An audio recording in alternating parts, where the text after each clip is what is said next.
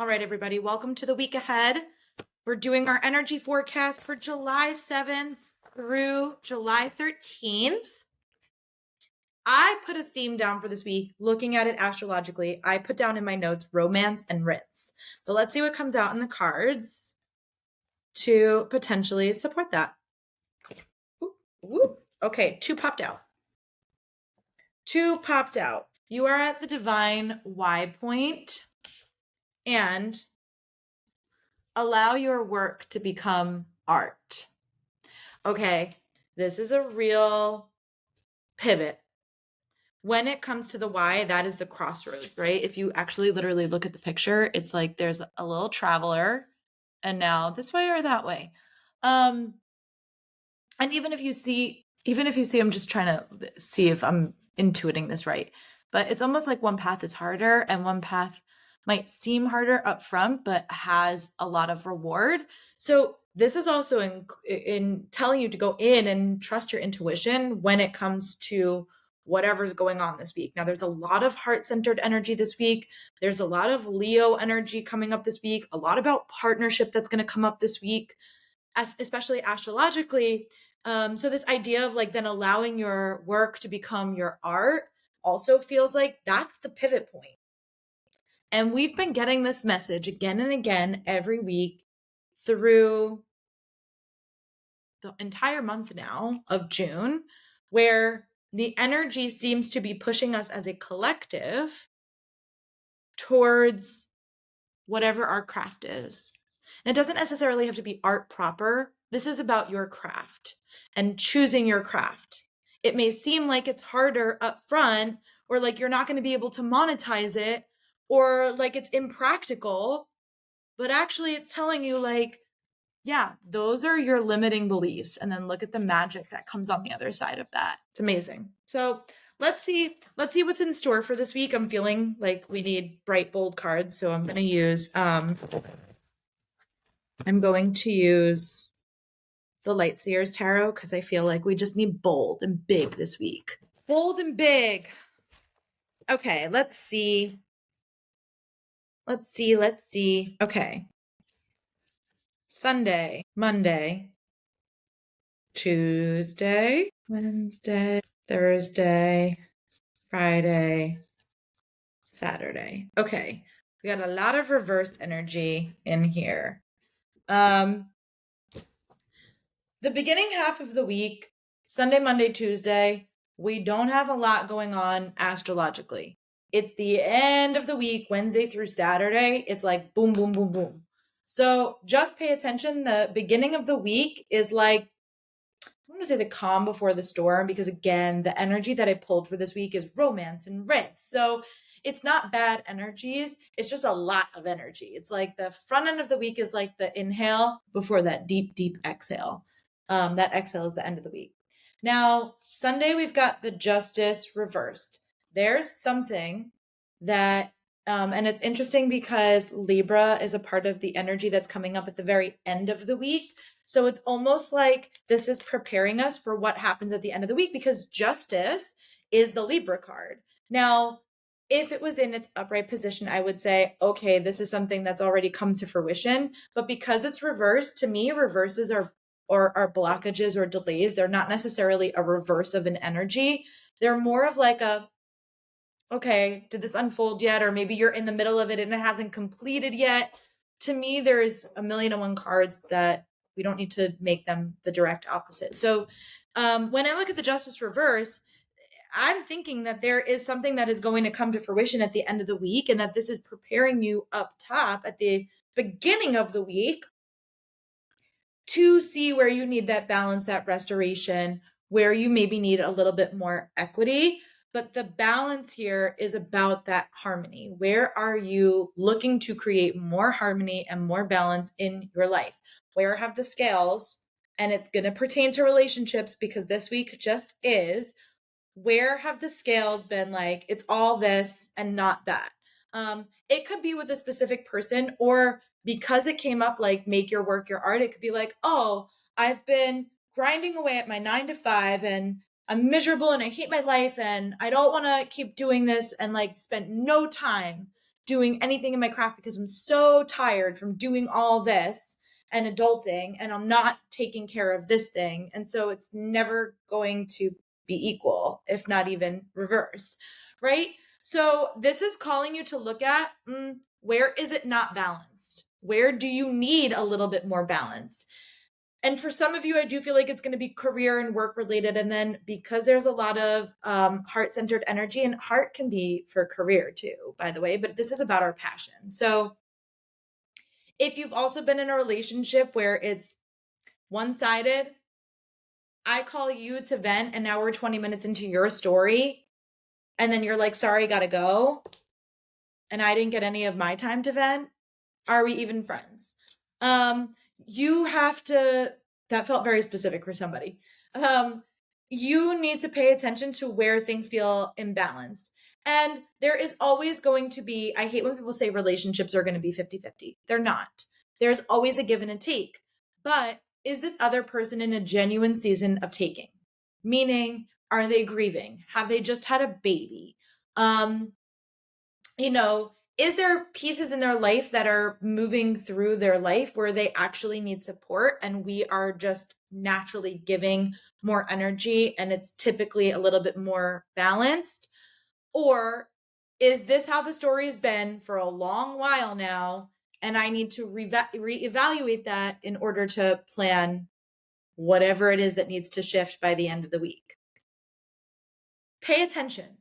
That doesn't mean that it always needs to be balanced. So if somebody is in a season where they are requiring support, that's normal. If you are in a season where you're requiring support and people are giving it to you, or maybe they're not giving it to you and you need to self-advocate, pay attention. Pay attention to what does not feel balanced. That's Sunday. Then on Monday, we've got the Fool reversed. So again, there is a new beginning here. That is that balance, that is that restoration, but it's reversed. It hasn't come yet. And these two energies are working together to show us where it's not balanced, where we need to restore our energy somewhere and bring it a little bit closer to 50-50. Always going to do this a little bit when we've got scales, but closer to 50-50. And if we can start to acknowledge that we've just gone, just the acknowledgement of it, just the acknowledgement that there is an imbalance brings it a little bit more into balance. So this is about a new beginning.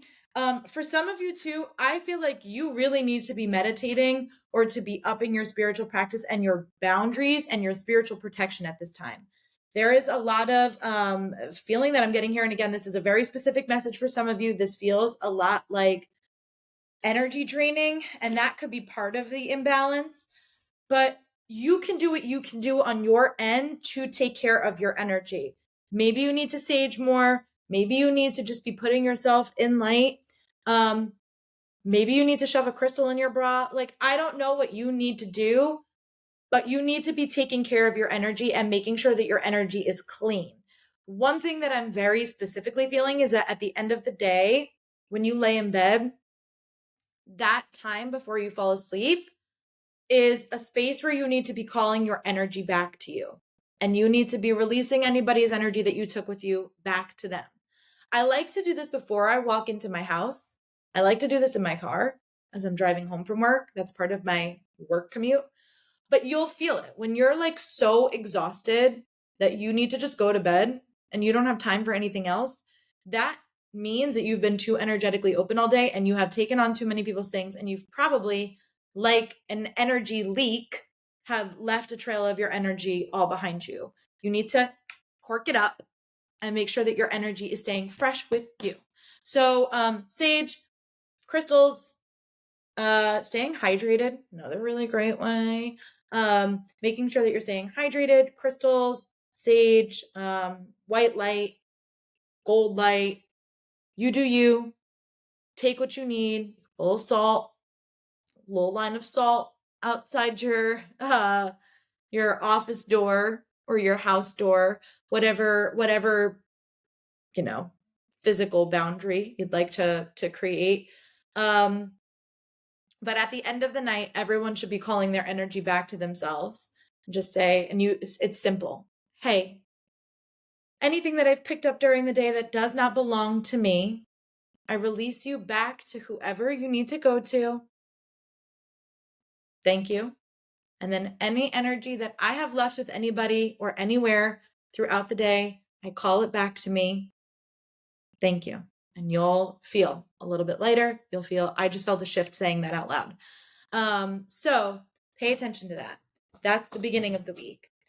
Tuesday is also a pretty good day. We don't have anything major astrologically. And it's like we've spent that Sunday, Monday reflecting. Now, Tuesday, we're starting to plant a seed. This is where we're starting to make a definitive decision about the direction that we're going.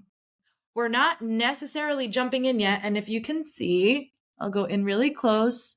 She's just got one little root. It's coming out from right there, and she's growing from this root. So you don't need to have the whole plant. This is about something taking root. This is the precipice of something. And that is your acknowledgement, the shifting of the scales.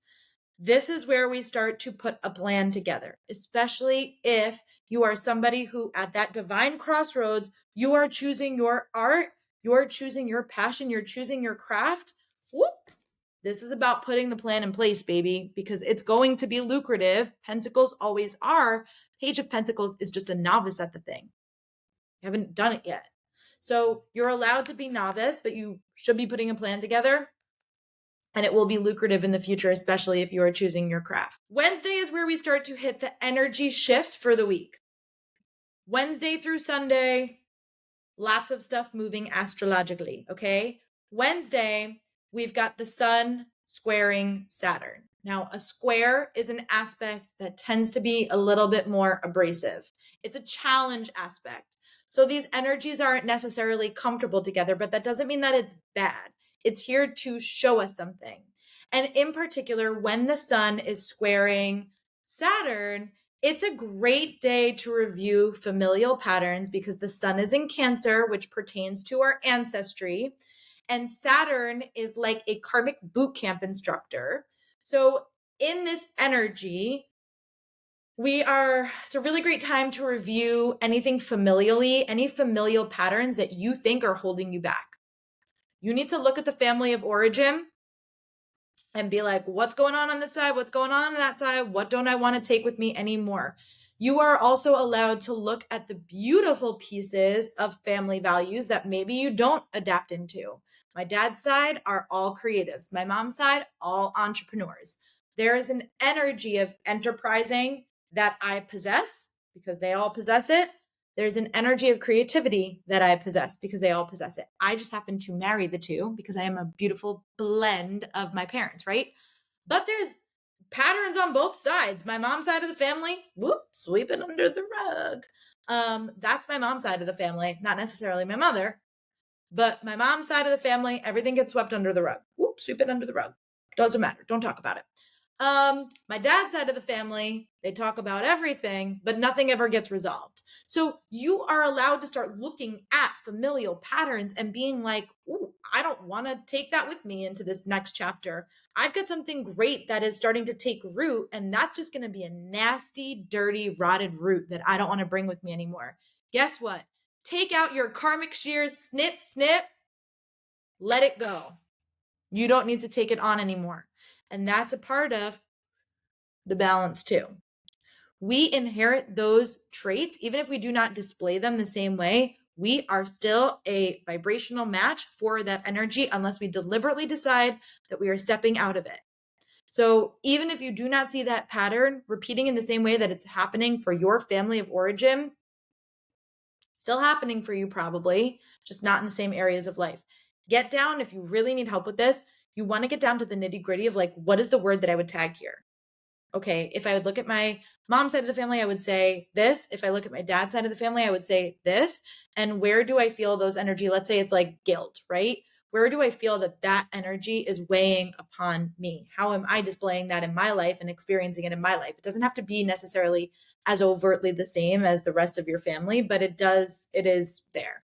So you need to take out the karmic shears, snip, snip, and let it go, because whatever it is that you're cultivating, that is the balance, the harmony, the justice, the equity, the fairness, all of that beautiful Libra justice card energy that you're bringing.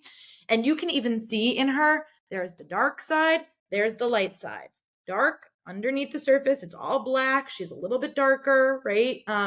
She's the same person, but she looks a little bit different, a little bit more gothic. And then we've got the light side, right? You have to look at this, which is how she came out, reversed. You have to look at that shadow side to be able to step forward in the light and walk away from it. And that's how you bring the balance, the justice, the restoration. This is yin. This is yin. This is yang. And that's not necessarily bad and good. It's the light and the dark. We need both. We understand things differently through both. I'm just preaching right now. I'm in the preaching flow. Okay, great. That's Wednesday. So Thursday, we've got Venus moving into Leo. We've got the Four of Cups. Sorry, Watson. I'm sorry. It's the Five of Cups. I doubted myself. It's the Five of Cups. I just scared my cat. I'm sorry, Watson. And then on Thursday, we've got Venus moving into Leo. Now, this is what where I got the Ritz from. Leo is all about glamour and Venus is all about the heart center, and both Venus and Leo are the heart. So there's a lot of heart energy this week. The heart is speaking. And when it's Venus moving into Leo, what I kept hearing when I was looking at this energy is from Young Frankenstein putting on the Ritz. But then I almost kept feeling it like this Gen Z, if you're not Gen Z or if you don't have anybody, I'm a millennial. If you do not have anybody in your life that's Gen Z, I'm sorry to dump this on you. But then I kept hearing putting on the Riz, which Riz and Ritz, both of those things, they both belong to Leo. So this is the week to dial it up to 10. Take it from a simmer to a boil and let it bubble over. Because this is all about heart expansion. This is about literally putting on the Ritz. So this is a really, really great energy, which is interesting that the Five of Cups would come out, because this is now pointing out to us where we are having some grief or some ennui, perhaps. And the Five of Cups is not a bad card. A lot of times people will say that it is, or like a sadder card when it comes out in my tarot classes and stuff like that. It's not a bad card. It is an indicative card. It's not grief like, oh my gosh, my heart has been ripped out and stomped upon and I am like in the pits of despair. That's not this card. But there is a recognition of something that we need to leave behind, and we're kind of sad about it. Like, okay, it didn't all go the way that I planned. That's tends to be how this card plays out. So with the energy moving into Leo, Venus moving into Leo, this is calling us to be like, okay, well, now that we've got this dose of heart energy, where are we sad that it's not really going our way? Where do we really need to let go of? And again, this could be some of those familial patterns that we're like, oh, now I'm really seeing it, and I'm upset that I've like let myself be dominated by this energy. Or, you know, I've always wanted to do this 9 to 5. I've always wanted to leave my 9 to 5 and pursue my art, but you know, year after year, I just keep setting the goalpost later and later, and like I'm sad about it. And now I'm at this crossroads, because whatever the crossroads is, right? Because we know that that crossroads is coming this week. And this to me feels like that piece of us that is grieving what was and the acknowledgement of the role that we played in it before we get this heart expansion that comes through the end of the week. Now, Friday, we've got the 10 of Swords reversed. And then we've got Venus in Pluto. I'm sorry. That doesn't make any sense. We've got a Venus-Pluto opposition. So they are across each other. They're playing a little bit of tug of war. Again, a little bit more of an abrasive energy here. But to me, this is like a, don't be dramatic. Don't like all of a sudden we're getting this heart expansion energy. It's like, you need to microdose that energy. Don't just put your foot on the gas and then you're running away with something, especially relationally for people. If you are somebody who like, whoop, you put those rose-colored glasses on, I see what I want to see, and then you just drive the getaway car, and now you're looking back and you're like, what did I do here? It's telling you to, don't be so dramatic. Don't be so dramatic. You don't need to go all the way with anybody, with anything. Things take time. Things of heart really take time. They take time to build. They take time for passion and love to sink in. You don't need to just jump all the way ahead. And with this Pluto Venus opposition, it's telling you not to let the heart get too far away from the head. It's good to dream, but these two energies together, the heart and the head, that's a beautiful collaboration. That's what makes something come to fruition in a really aligned way. Lacking the practicality, the pragmatism, the divine guidance, lacking all of that is going to put you in a space where your heart is hurting. Okay? And that 10 of swords is asking us, the swords are all about our mental acuity. So the fact that it comes out reverse, again, it's like, don't go all the way into the head energy. You don't want to be so cerebral that your heart is turned off either. You don't want to be like, it's that's how you're going to backtrack from that path of walking the path that you want, overthinking it or over analyzing it and then backtracking and not having the right support from the heart that you need. So to me, this is like a, don't go all the way in that direction either, but don't like throw this out the window. And then at the end of the week, when we've got the moon in Libra, that's what's happening at the end of the week. This is Saturday. So on Saturday, the moon moves into Libra. There's not a specific transit. I mean, there is with the moon, but it's not like a full moon or a new moon. It's not a poignant moon. It's just that the energy now moves into Libra. A couple days we get that intuitive download with that Libra energy, and it felt important here. I don't always mention where the moon is or where it's going, but it felt like an exclamation point at the end of the week. And it does end up coming out that way because then we get the King of Swords, the embodiment of our mental and emotional landscape. This is somebody who is incredibly intelligent, but also intuitive. So you know they're connected to that heart center. You can see they've got my favorite little crow. They've got a bat back here. There's an owl. Crows pertain to our feminine wisdom. Bats pertain to our subconscious landscape. Again, these are all creatures of the night. I know technically crows are not, but creatures of the night. And any creature of the night is a creature of the feminine. And then we've got owl, which is connected to Merlin, right? The alchemist. He is able to transmute things from one state to another, which is what the King of Swords is doing. But it's also connected to Athena, the goddess of wisdom. So this is really poignant. And he's on top of a mountain. He's reached the peak. Sitting down, he's looking at everything that he's accomplished, the hike that he's accomplished to get here. And that was the energy that we moved through this week. There is something that is very finalized as that moon moves into Leo at the end of the week, where we know we've made a choice and the wind can then, it's hard to see here, but literally the wind is at his back. You can see his hair is kind of like blowing forward a little bit.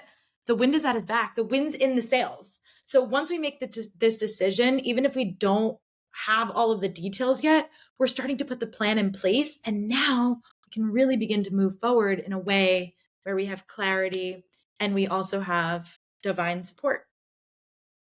It's going to be a good week. Enjoy it, my dears. See you next week.